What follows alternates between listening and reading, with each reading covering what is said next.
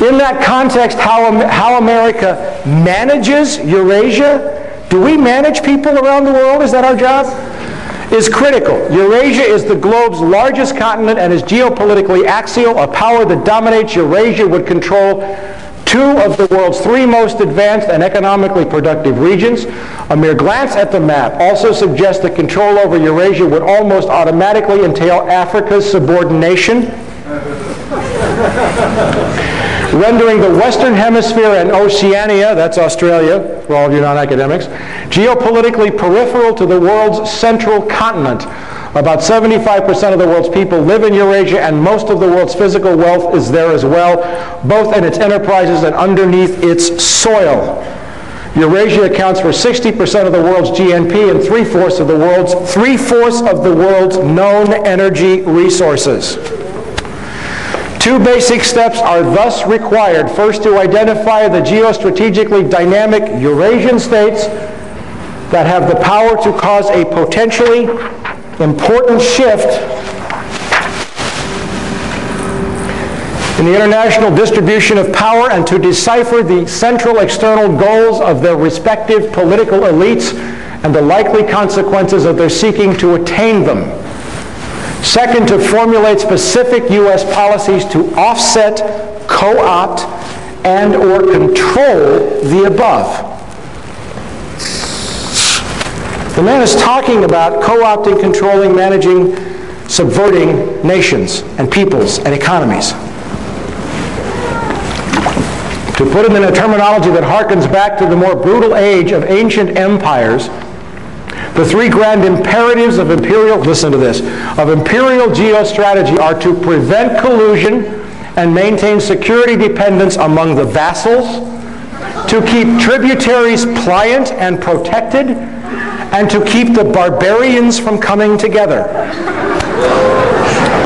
That's on page 40. I'm telling you, you got to buy the book. Now we get really serious.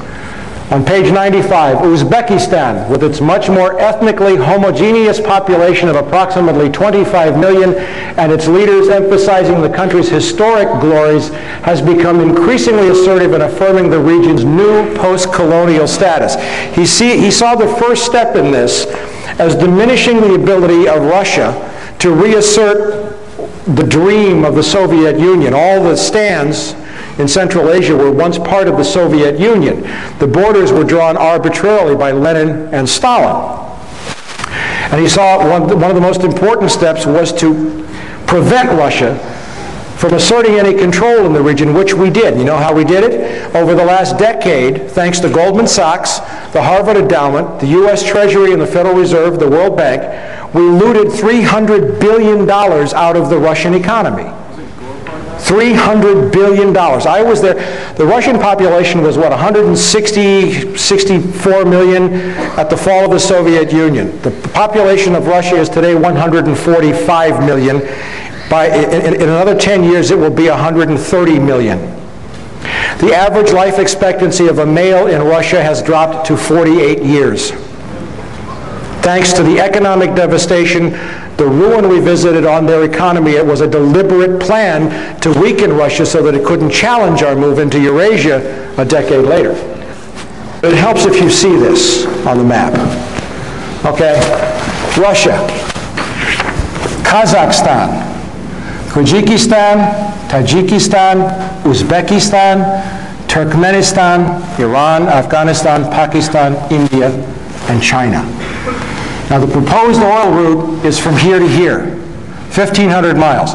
China can't build it because it's 5,000 miles, and they don't have the technology to build it. We do, thanks to a company named Halliburton, which was chaired with the CEO was Dick Cheney, right? Okay, they're probably going to build the pipeline.